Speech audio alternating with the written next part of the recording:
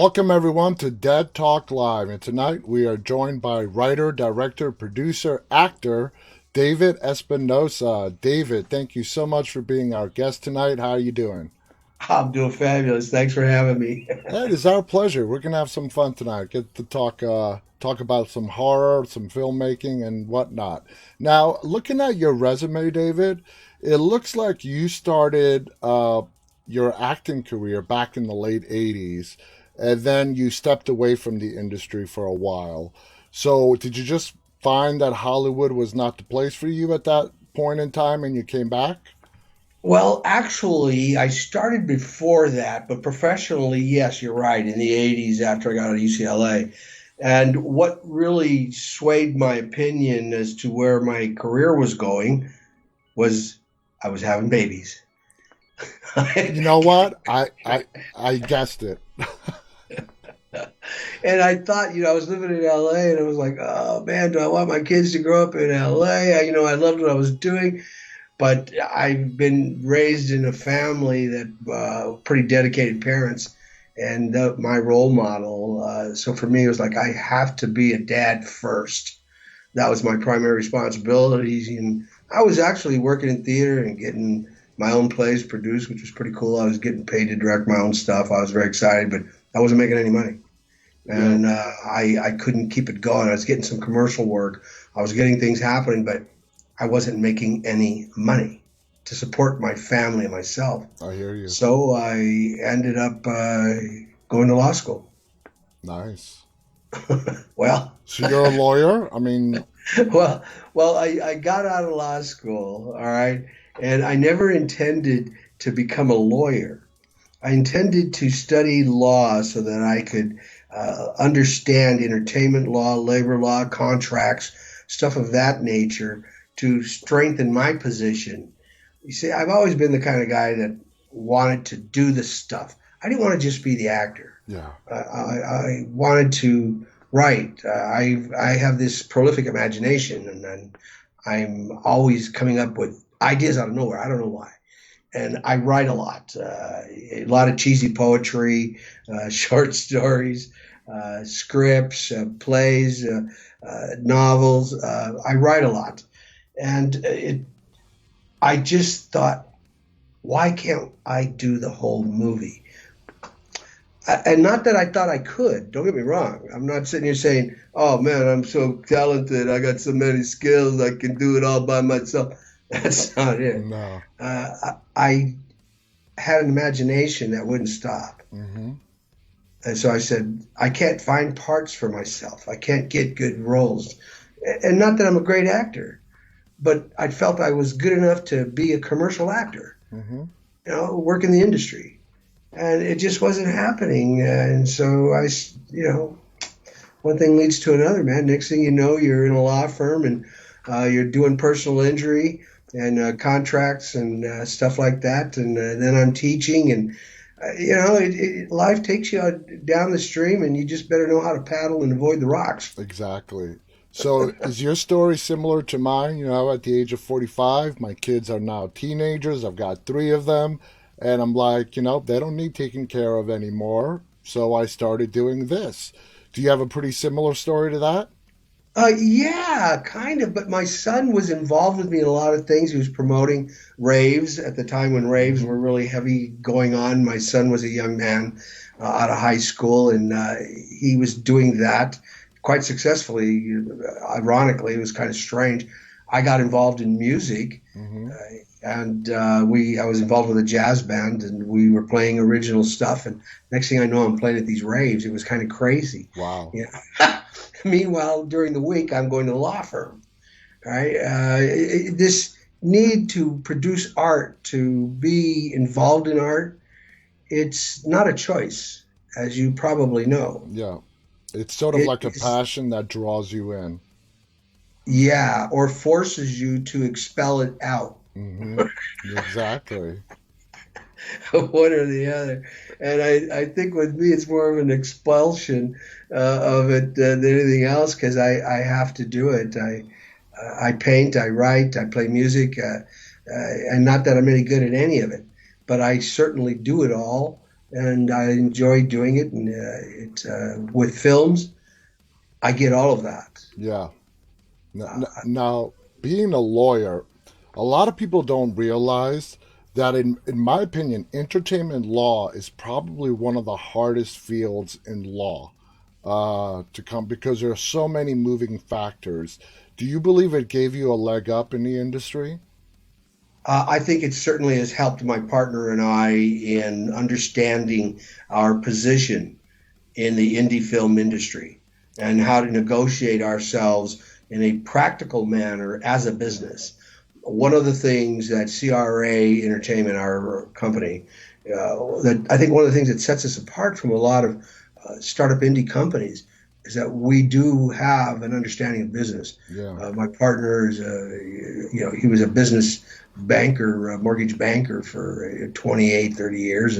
He's also a professional actor, SAG actor, etc., award-winning filmmaker. Uh, we understand both sides, Yeah. and that's the difference, straight out.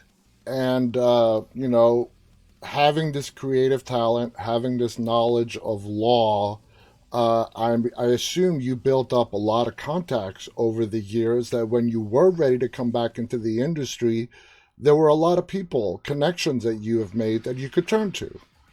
Well, yes and no. It's kind of strange because law is a very clannish environment. Lawyers hang with lawyers and talk about law things and work towards that because the nature of the business is such, or the profession, pardon me, is such, it demands full attention. Yeah. And that's why you get specialties. So I know a lot of people in these specialties, but they have nothing to do with what I do now. Yeah. And that it's kind of strange, and you meet people in different businesses. I also hold a real estate license in Hawaii. Oh. I was selling real estate over there for a while. I lived in Hawaii for a few number of years there, and all these different things that you do, enterprises, if you will, always involve people and different types of people Yeah. in different industry. That collectively has certainly helped us and helped Yes. me. Yes. Absolutely. Absolutely. Absolutely. So let's talk about The Evil Down the Street. All right. You wrote it, directed, you were a producer, and you were an actor in it. Uh, Well, I didn't write it. Let me just make that correction. What I okay. did was I co-wrote it. My partner Craig Aarons wrote the original script. And when I first met him, he brought this script to me and asked me if I'd read it. And I said, okay. And I read it. And he asked me for a critique. And I said, well, do you want a critique or a compliment? And he said, well, I really want a critique. What do you think? I said, well, I think if it's based on a true story, I think you got a couple of things here that may not work. And he said, well, why don't you go ahead and have at it a little bit and make some suggestions? So we tweaked it a little bit between the two of us, and we tweaked it enough where he asked, he just told him straight up. He goes, I'm going to put you as a co-writer at this point. I Okay. said, well, thanks. I appreciate it. And yes, I did direct it, and I did act it. I played Father Bob Mm-hmm. in it, the notorious Father Bob. Yeah. And co-produced it with Craig. But as a producing entity, I have to say my partner certainly was the lead in that. He took and takes and still does take the lead in that responsibility as a producer. Now, you just mentioned a while ago, you're a big writer. You've been writing for a while. Is writing, out of all the things, whether it's directing, acting, or writing, what would you say is your biggest passion? Would you say that it lies in writing? Wow, I've never been asked that. That's a good question. I've never even thought about that. That's wow. Uh, as I sit here and weigh and balance these things, right? The horns of the dilemma. As I sit and weigh and balance these two things, thinking about them.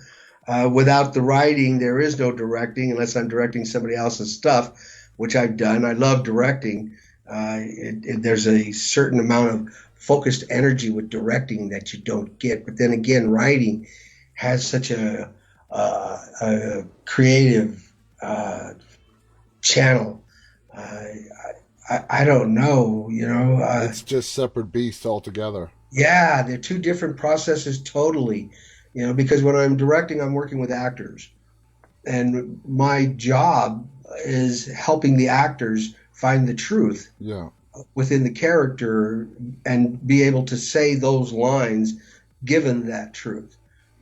So it's a different focus than when I'm writing. When I'm writing, I'm thinking about other elements. I'm thinking about plot.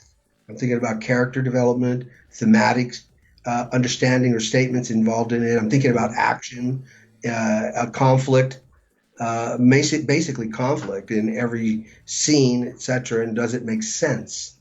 So there are two different approaches to it.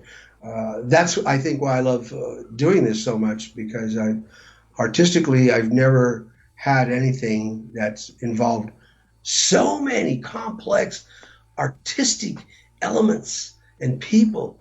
And that's the other part. It's not me. It's the beauty of watching all these people come together, and it's like they all of a sudden everybody sees it and they're like, yeah, and it's this and the lights this way and the sound. It's amazing to me. I every time I see it, I not only get shivers of fright, uh, but I get thrilled as well. So take us back to the first film you ever directed. What kind of experience did you have when you first took on that role behind the camera? Wow, that was a crazy one. It was a crazy one. I was involved with a film that I first got involved as an actor. I saw this poster for this film that was being developed, and the character portrayed looked so honest and real. Mm-hmm. I was like, wow, that looks so interesting. I was blown away by it, given the subject matter and the character. So I actually contacted them. I said, hey, this is what I do and who I am. If you think I might be of value, give me a call. They auditioned me for a part that they wanted me to do, one of the principal roles. I got cast in it. Wow. And when I started working on the film in about 2 weeks, the director took a hiatus. In the middle of the film. Yeah, for whatever reason, I'm not sure. I soon found out down the line, but a year later, next thing I know, I'm asked if I would be interested in directing the film. Because in being on set with people, you watch what's happening, especially when you see there's some issues. Mm-hmm. It's hard not to say, well, maybe they should do this or try that. And pretty soon people are going, hey, what would you do? And next thing I know, I'm directing this movie, right? Yeah. Uh, and I'll be real honest with you. I was never taught film directing in any academic environment. I was trained as a stage director and actor. Mm-hmm. That was my training, straight out. Yeah. And heavy Stanislavski and approaches, but I was trained also as a director by film directors. I don't know, I'm going to really date myself here. Have you ever heard of a director named Michael Gordon? Yeah. It's, Yeah. Yeah. I did. I have actually. he's passed away now, Yeah. unfortunately, but he directed all the old pillow talk comedies, romantic comedies with Doris Day and Yeah. Rock Hudson. Man, that's going way back. That's what I was telling you. I was going to date myself. This guy, well, I studied with this man, Wow. and he was just an awesome human being, first off, but he really understood film directing and the purpose of what a director's job was. It wasn't cinematography. First thing he made clear to me was that your job is not staring behind the lens of the camera and framing the shot. That's why you hired the cinematographer. The DP. Trust your Yeah. cameraman. Yeah, trust your DP. Exactly. He said, your job is to connect with the actors and help them give life and truth to what they're doing in the best way possible. So I took that to heart, and then from there, I've studied films, watching them. Mm-hmm. I won't even get into how many films I've seen. There was a period of time when I would watch 3 films a day. Yeah, every day. If I liked it, I'd rewatch it and I'd start examining it. Because remember, you're looking through the camera, the Yeah. director's eyeball, right? Mm-hmm. Why is the camera there, and or over here, Yeah. you know, or up here or down here? And once you understand that That's the same applicability in terms of angle that we use on stage. You So just have a wider variety. it's pretty similar. It's very similar. Yeah. And when I understood that, because that's what lighting does on stage, it focuses the eye Mm-hmm.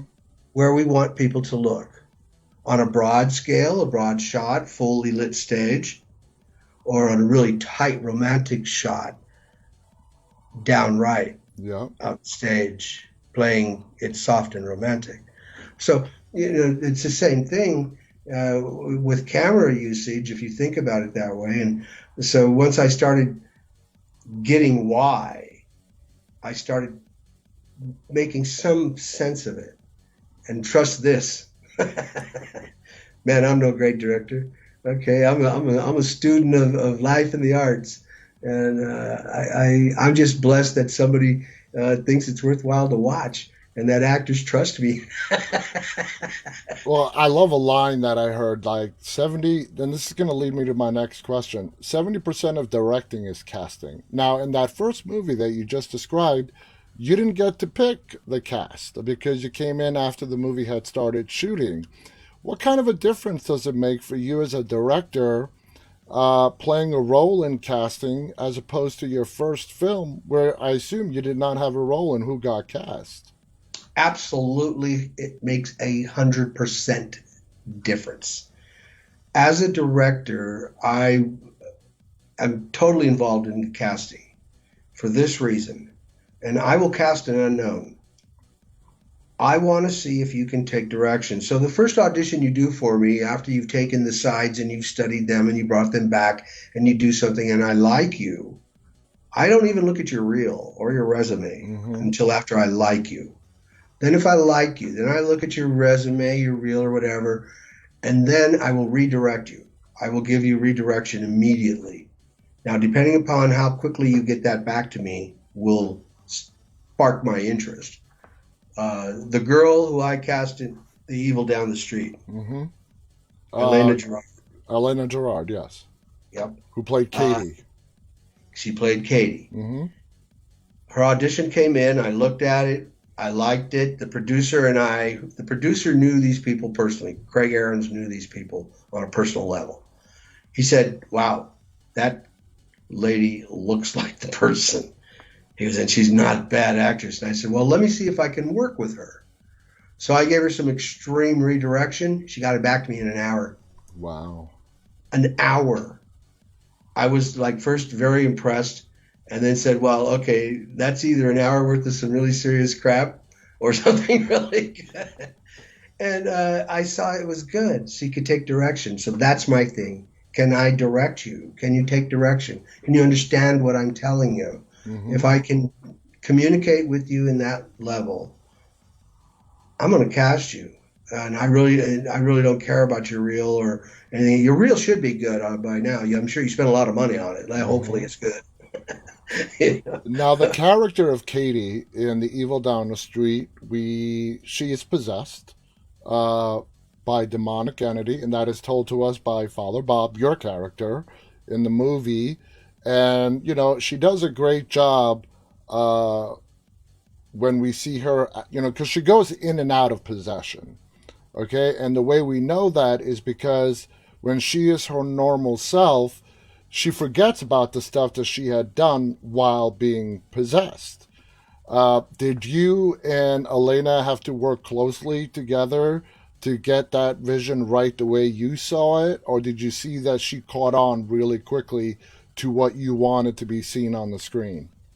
Actually, both. She had had the script ahead of time, and I had spoke to her extensively over the phone prior to meeting with her. The first time that I met her was at set when we moved down there to do it. Mm-hmm. And that's the first time, ironically, that I met my partner, Craig Aarons, for the first time. We planned the whole movie, 11 months of pre-planning over the phone and on the internet. Mm-hmm. He lived in Orange County. I lived up here in the Sacramento area, Northern Now California. that's the norm. Now that's the norm. Yeah. So it was pretty cool. And we've done 4 films that way. But back to her, we focused on what this person's faith is and where her weaknesses are. Because generally, faith is tested not in your strengths, Mm-hmm. about how much good you do, but in your weaknesses and how you deal with your weaknesses in a real life situation. Do you succumb to them? I so totally agree. Yeah. Yeah. Whether anybody knows it or not, did you eat the cookie? And so she understood that, and that weakness was her wanting to drink, and drink made her turn into this lustful person. Mm-hmm. And that generally for myself, the evil within us is that those things we can't control. So that was metaphorically her inner demon was the Sure. booze. Absolutely, and how it destroyed her family, her lack of faith. But at the same time, was it? Here's a question I'm going to pose to you and your audience, and nobody has to respond. Mm-hmm. Do you believe in demons and ghosts and the supernatural? Now, hold that thought. If so, how could you not believe in God? Exactly. And Absolutely. so, yeah, it's a paradox, and it's a truth. If one is accepted as such, the other must be as well. Same thing And goes, do you believe in God? Oh, yeah. Then you have to believe in the devil. thank you. And light versus dark, good, bad, evil, etc. And we can beat that up with all kinds of different metaphoric symbols. Yeah. And in this case, the Ouija board, the alcohol, the sex, and not that any of those necessarily are bad. No. It's not what goes on in the world, all the things that come to you. It's how you react to them. Mm-hmm. That's where the responsibility lies. And obviously, she could not react appropriately and could not. And the irony is, it's based on a true story. That's what's the big horribleness about it. And when the original script was written, uh, Craig had shared his story with another person who wrote the script, and it was wild, full of wall crawling and head turning and boogaboo that wasn't real, Hollywood baloney. Yeah, exactly. And he asked me to read the script, and I gave my true opinion. I said, if this really happened, why would you put all this crap in there? Let's take all that crap out. And it Let's. happens 99% of the time that they put that in there.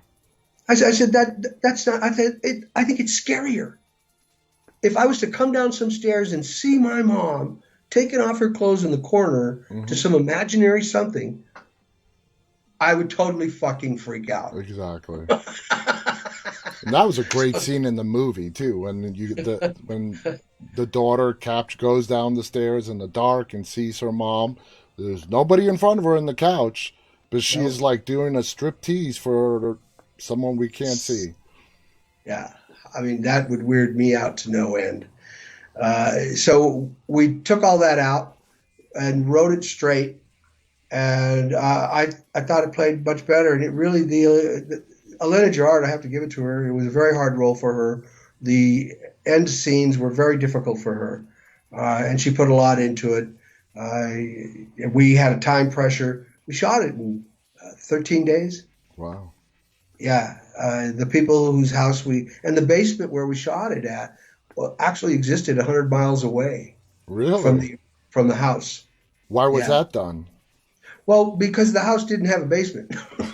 the the original house we had, the original set had an attic, and it was pretty cool. It was perfect. I think it was the day before, no, 2 days before we were going to start shooting. He bagged on us, said we couldn't use Oh, his house. oh, We're like, gee. oh yeah, yeah, all kinds of expletives, right? Pretty pissed off. So Craig, as he is diligent. He got on his horse and found this place. It was an abandoned reform school up in the high desert, 100 miles away from where we're at, and it was an old house on the premises and a two-room basement at this place. Yeah. Totally weirded out place. He goes down there. He takes a bunch of footage to send to me because he's scouting, right? I get the footage back, and I'll share the footage with you if you want. I'll have Craig send it to you. Mm-hmm. Now, this basement has 2 rooms. There's no electricity. This is an abandoned house, middle of nowhere, right? Yeah. There's orbs all over the place in this thing. Oh my God. Well, I didn't see him until he sends it back. He didn't see him till he puts it on the computer. He calls me up and he goes, "Dude, you ain't gonna believe what I'm seeing right now." This I place said, is "What really place?" haunted. Totally weird. We got recorded sounds of the basement in the main facility downstairs in the bottom. You know the scene where Father Bob's office was? Yes. Okay, that was shot down in this abandoned basement, big, huge facility area where we could hear, we got the sounds, doors came like, "Kah, kah, kah, kah." The place was totally bizarre. Wow. You think that Now, added to the authenticity of the it moments? certainly added to our fears. I don't blame Our you. makeup artist wouldn't work with us on another film. She goes, she wanted. She said she would. When we called her, she goes, "Yeah, but I don't know, man." She was hee-hawing. What's the matter? She goes, "That was really weird. That I had never experienced anything like that. I didn't expect that." And I go, "Well, you know," she goes, "but I thought it's just a film. But you guys are shooting horror films. I don't know if I want to do that." Oh well, there you go. And I'll tell you what's really even more funny, strange. Inside the main house, where the library is. Remember the scene shot in the Uh library? huh. There's a scene near the beginning where the dad walks in there and he grabs a book off the Mm-hmm. shelf and he's talking with the wife. That book was not our prop. That library was not our set. That was the homeowner's original library, their books. The book that he grabbed, I don't know if you caught note of that, but and he didn't grab it on purpose. Hadn't looked at that book. This is we're just rehearsing this scene. It was so weird. He grabs it and take note of the book when you look at the film again, if you do. I would just please tell us what it is. Okay, how to marry a demon. Ceremonies to marry a demon. Wow, that is freaky. And other stuff happened in that house that was just like, what? We were all upstairs shooting a scene in the bedroom, and this big mirror downstairs that's attached to the wall, not just hanging on a Mm-hmm. hanger. It's attached to the wall. Wham! Slides off to the ground. Big noise. Everybody runs down there. It's not broken. The the attachments aren't broken. It's It just looks like someone unexplainable. backed them out and slid them down. That is so. That is. I would We have. couldn't get we couldn't get out of there fast enough. Yeah, no wonder you guys finished it in 13 days. 13 days. Hey, Now, that's a good number. was Kelton Jones cast before or after Elena, who plays Michael? Yeah, Kelton. I'm trying to think. Did I cast Kelton first? I might have cast Kelton first because I know I saw his audition, and I liked his audition. He had a full beard at the time, Mm-hmm. and I liked his audition, but not the beard. He looked too much like a minister out of the out of the West or something. So he was gracious enough to when he accepted the role to shave the beard. But I think I cast him first. Yeah, I think I did. Did I'm not certain. That's did casting Elena play anything to do on how well the person you did cast for Elena would the chemistry they would have with Kelton? yes, we had them read together, and I have to see that they're comfortable talking to each other, touching each other. It's you can tell when somebody's not. Yeah. I was working on a film where one of the main actors, her husband, the guy who played her husband, she was so uncomfortable hugging him and kissing him. It was so obvious. Mm. It was so difficult to shoot the scene. He would go up to her. He was a big guy, but he'd go up to her and he'd touch her shoulders and he'd say, "But I miss you, dear." And he'd go to kiss her and she'd be like,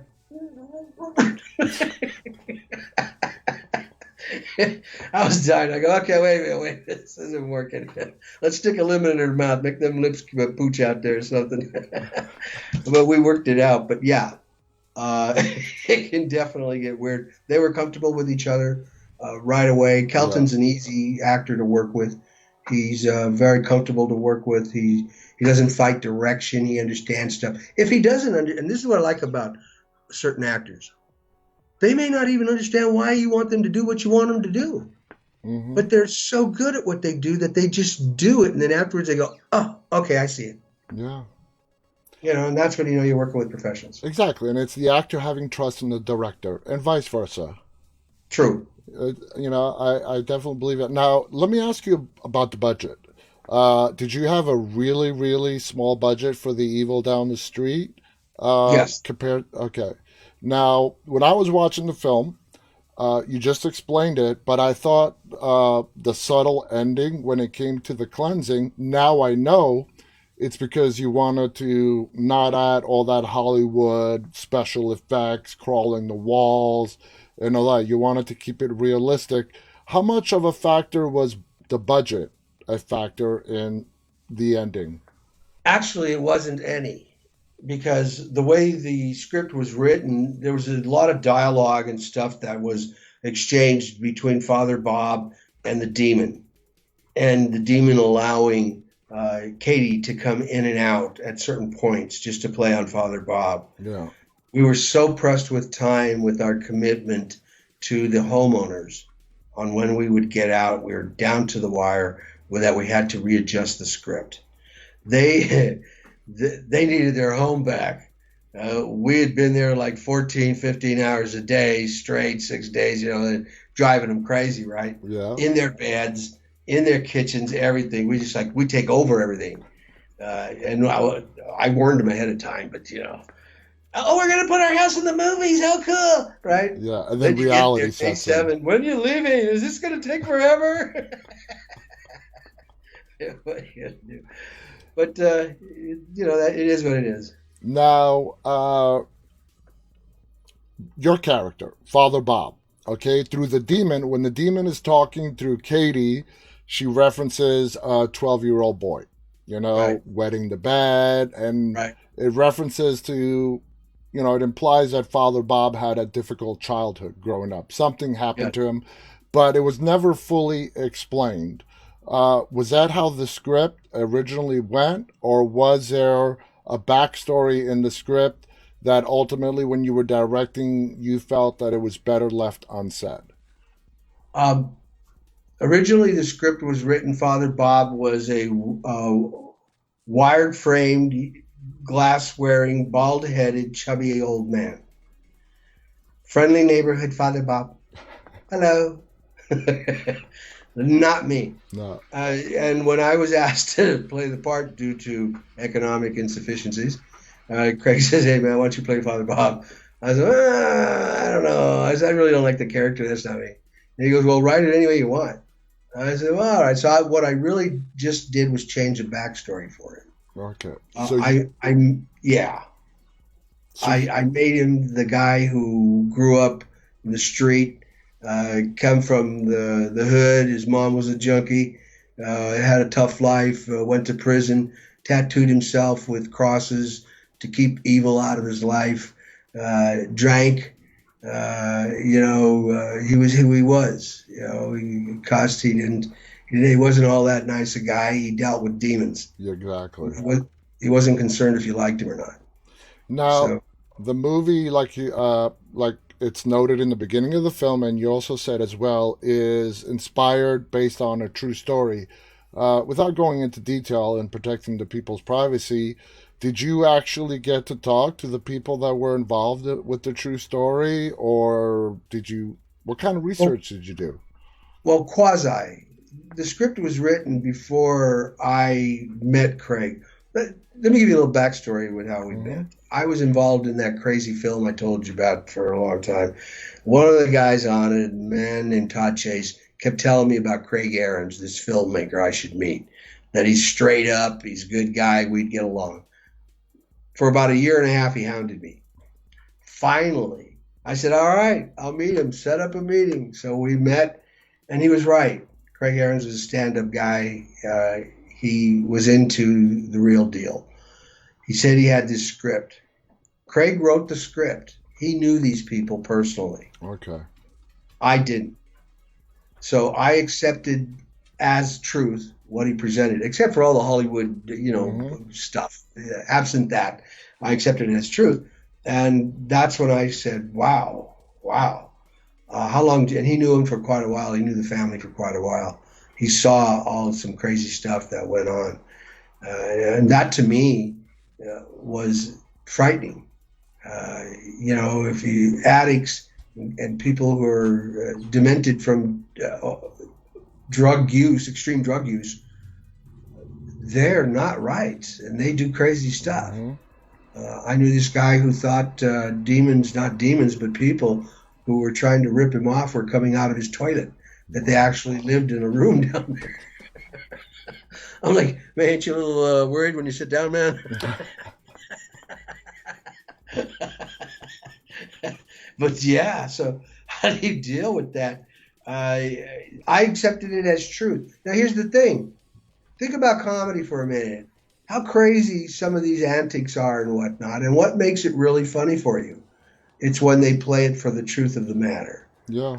When they really play it for the reality, that's when it's funny. That's why Hmm. the Three Stooges were so damn funny. They played it for the reality. Exactly. That makes total sense. Now, I assume you were, after the shoot was done, it goes into post production. I assume as a director, you stayed with it, throughout the post production process. Uh, the Going back to the ending through the cleansing, I guess we could say, of Elena, and then that final scene with the car pulling out of the driveway down the street, and we see the curtain on the second floor window, closing like the demon is still there. Um, did you have to, working with the editors, did a lot of stuff end up on the cutting room floor, or did you manage to put in everything that you wanted into the film? Uh, Two things. One, as to the actual ending, the cleansing aspect that you were referring to, that uh, we had to cut around a lot of stuff. Okay, we had some issues with that. As to the actual ending, the drive away, the curtains, none of that was through editing. Yeah. I have I had the opportunity to work with a guy I really liked. His name's Dan Watt. He's done 3 films with us as a DP, and we set the shot up so that we could get it to look like exactly what you saw, like the Hmm. demon's still alive in the house. He's whatever, because you can't kill a demon. No. How can you kill any spirit? That's And let me ridiculous. just tell you, when you see the curtain closing as the car is pulling out, with no words being said, and the cinematography, it tells us, the audience, the demon is still there, but he's hiding. He's hiding. And what does that tell us? Let's take it as a metaphor and a social statement for a moment. What does that tell us as a society? Our demons are never stopped, killed. They're always held at bay. The Hmm. temptations that we have, whether it's because we want to eat more food, drink more booze, have more sex, or do more drugs, whatever the hell it is, Hmm. the temptations that we have never stop. We hold them at bay. Remember a statement I made earlier. It's all these things in our lives come at us. That's not it. It's how Yeah. we react to them. Hmm. That's it. So the statement there is that the demon is, as in all of us, always alive and willing to surface if we let it, if you feed it. You can feed that demon love and quell it, shut it the hell up, and it's done with you. Or you can feed it a lot of hate, misery, and grow it, and it'll become a monster And it that'll consumes take you. over. Yep, take you over. So we write, when I'm writing, I try to infuse my writing not with didactic dogma, think my way or the highway, and it's all about God or I'm going to kill you. No, I love God. I'm a faithful believer, straight up 100%. Hmm. But that's my choice. Yeah. But in the films that we make, we do try to have a statement about love, Yes. caring. That's important, and all our films will always contain that. I hope never in a didactic manner. We try to quell that if it does surface. Our job is simple: entertain, inform, and hopefully enlighten. And if we can just entertain, we've done our job. Yes. If the other two come around to be, right on. We got the bonus going on. So where does horror sit in your personal preference? Have you always been a fan of horror? Is it something you learned to gain appreciation with as the years went on? I mean, tell us about you and the horror genre. I have watched horror movies since I was a kid. The first movie that ever scared me was the original Frankenstein. Mm-hmm. I saw it. I think I was about 6. I was so scared I couldn't get out of my seat. I Yeah. crapped my pants. My brother sitting next to me was so disgusted. He's like, we went to the movies all the time. That's all I did. And I mean, we worked for the weekends just to go to the movies, my brother and I. We were pretty poor. But he sits next to me and he kept going. He goes, is that you? What'd you do? I was so afraid of Frankenstein. Oh, man. And I've always loved horror movies, and I've seen all the classic horror movies straight out, all of them, including all the B's, most of the B movies. But I'm not a blood and guts fan, even though I've seen Last House on the Left, the original Texas Chainsaw Massacre, which got me up out of my seat. Yeah. I lost where I was. And when I see reality movies like Last House on the Left, it shocks me. I can't handle, I don't prefer to handle blood and guts for blood and guts. You like I don't like, psychological horror. yes, I'm not into, now don't get me wrong, if there is killing and it's, now this sounds crazy, purposeful, then it's okay. Mm-hmm. And I'll give you an example, okay? Let's just take a classic, The Wolfman, Mm-hmm. okay? He can't help who he is and doesn't want to be who he is. But he has to be who he is. Yeah. And he fights against who he is. But he knows he's going to kill you. And he warns you, leave. Yeah. Lock me up. I'll True. kill you if you don't. And ultimately he does that. Yeah. The rest of them are just kind of like, all right, Dracula, okay, he's got a blood thing going on, man, I get that. They rooted it in the history. Frankenstein. Here's the most misunderstood monster of them all. When I first saw Frankenstein, I was scared because of the obvious. I was a kid. Mm-hmm. All right, and there he was. But as the years went by, I realized the real monster in the original Frankenstein movie was Igor the Helper. When Frankenstein first came to life, the monster, he was innocent and ignorant, even though he had the mind of a madman, a killer. He was still innocent and ignorant because he had died. He had died. And when he comes up, he's actually like, oh, and he's gentle and he's not fighting with the doctor or nothing. And that stupid Igor gets up to him and starts poking at him and stuff. And he's, and then he starts with the fire. Remember when he meets the little girl? Mm-hmm. Sure, classic scene. That's the whole purpose. And he sees the little girl, and the girl's not afraid of him. And the girl goes, hello, hi, Yeah. you want a flower? And he gets all, because it hit his innocence. I think Frankenstein is the most sympathetic of all the monsters, the werewolf. Yes. Yeah. Yes, absolutely. And the town's village and the ignorance and everything else made him the monster, and ultimately he has to become that to protect himself. The other night on Svengoolie, they played Son of Frankenstein. Bela Lugosi plays Igor, Yeah. Boris Karloff plays the monster, Basil Rathbone plays the son of Dr. Frankenstein, comes back, brings him back to life. Extremely well acted. The sets are gorgeous. It gets a little hard because they don't put music to everything. Mm-hmm. And not like most movies now where we use music so much, Yeah. to pull the emotions and keep them in the movie, But that didn't. It worked on light, movement, sound. Was very scarce. But it was a very well done movie. It was a long movie too. It was a very long movie, but extremely well done. How do you compete with those nowadays? Alien, Scary movie. And look how Oh yeah. little they showed the monster at the beginning. Hmm. You know, you got glimpses of meh, When he you know, and then first he's bursts gone. out of the chest. I mean, it's just Yeah, this little exactly. tiny thing. Yeah, I loved Alien. I thought it was a scary movie, you know. But all my life, yes, Exorcist. I loved it when it first came out. I went home. I was a grown man already. Went home and thinking about The Exorcist scared me. You know, Amityville Horror. Okay, You and know that what whole. scared me as a little kid? This is going to sound ridiculous, but the flying monkeys in The Wizard of Oz. Oh, are you kidding? My wife to this day is terrified by them. That terrified me. But they were scary. Mm-hmm. And we're talking They about were. 1939. Yeah, and look what they're doing. They gut the scarecrow. Mm-hmm. I thought that was a horrendous scene. Horrendous scene.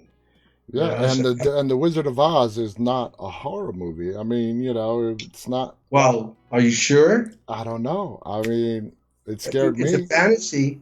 It's certainly a fantasy. You know, but think about some of the great types of fantasies. Alice in Wonderland. Yeah. You know, a drug-induced crazy dream. You know, with people getting their heads chopped off and you know, Mm-hmm. caterpillars smoking dope and coming alive. I mean, uh, Yeah, you're right. Those are, if you really look at the core of these movies, like The Wizard of Oz, Alice in Wonderland, they are kind of scary. yeah, yeah. It's like the old cartoons. I taught for a lot of times, and I had a Saturday morning contracts class I was teaching to graduate students, and it was at 8 a.m. So I tell them, look, I get up and watch cartoons. You know, okay, you stimulate the brain, right? Yeah. So I tell them to watch certain cartoons, and if they came and they told me what the cartoon was about, I'd give them extra credit.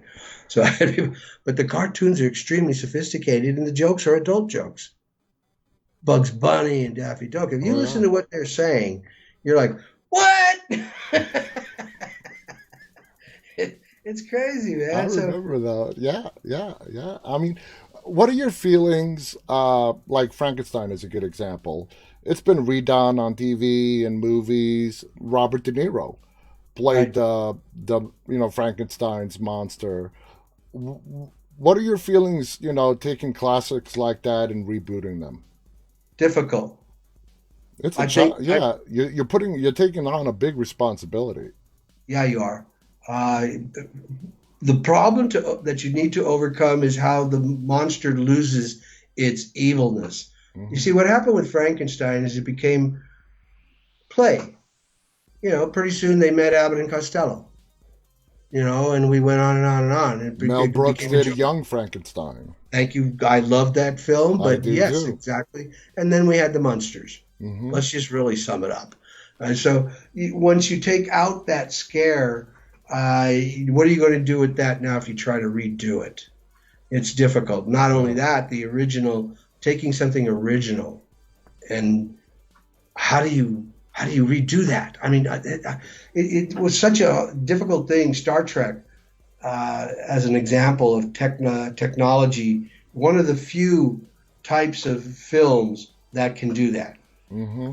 because they can continue to redo greater technology and the imagination that way works much differently on computers than it does, you know, with film. Yeah. So I don't know. I think it's like Dracula. We have an idea for a Dracula film that we were thinking about, a vampire film. Like, how many vampire films have you seen? A lot.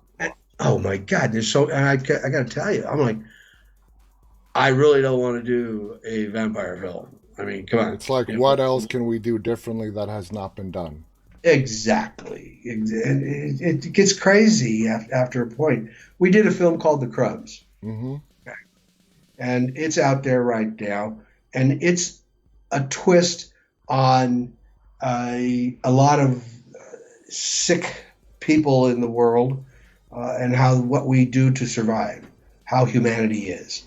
And you know, there's cannibalism in it, there's incest, there's some things going on in this film, but we tried to create characters that interact in such a way that we bring their humanity out that's appreciated Hmm. and understood. Now that's kind of difficult when you got a family of murdering, Yeah. incestual people. Like trying to find sympathy for the Sawyer family in the Texas Chainsaw Massacre, you know? Thank you very much. How do you do that? Well, we think we got pretty close. Some of the best comments I've heard about the Crowns was, you know, at the end, I felt like I didn't feel like I should hate them or not like them. I kind of liked them. And that was the point of the film. I wanted to get people to think about themselves, you know, Mm-hmm. how we judge people. And, so if I showed you this little old grandma who made cookies for everybody and occasionally she slit the throat of a bad guy, would you still hate her? he, we do what we have to do. Exactly. We're almost out of time, but I do want to ask you if you were to go back 20 years, in the last 20 years, is there a director that, inspires you that you really enjoy their work? Now, you are a director, you do view movies from a director's point of view. Is there a director whose style that you really find inspirational? Well, there's all the great directors, Scorsese, De Palma, we can go on and on and on and on and on, everybody out there. But the one director that always made me think twice about how he did something was Alfred Hitchcock. Uh, Ooh, good one. and the reason being is Alfred had a thing about continuity. He hated cuts. He hated to cut film. So you mean editing or like shooting long scenes? Shooting long scenes. Ah, Shooting scenes. There's a film he did called Rope. Okay, mm-hmm. he has I think two cuts in the entire film. It's a Damn. feature from the beginning to the end, and Jimmy Stewart's in it. There's also a couple other great actors that are in it, and it's about just briefly two guys who murder somebody. And to prove they can try to get away with it, and they stuff him inside of a chest that they decorate to have a dinner party over with, and all the food and everything's put on this chest, like a cloth, and the whole thing goes on. It's called Rope. Great movie.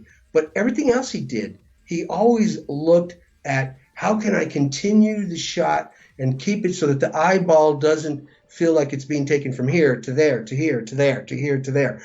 All that clippiness, and it gets rough on the eyeball. Mm-hmm. The eyeball likes to move calmly and see things and make sense of stuff. It doesn't matter if it's fast, as long as it's still making sense. And by that, I mean it's not disjointed.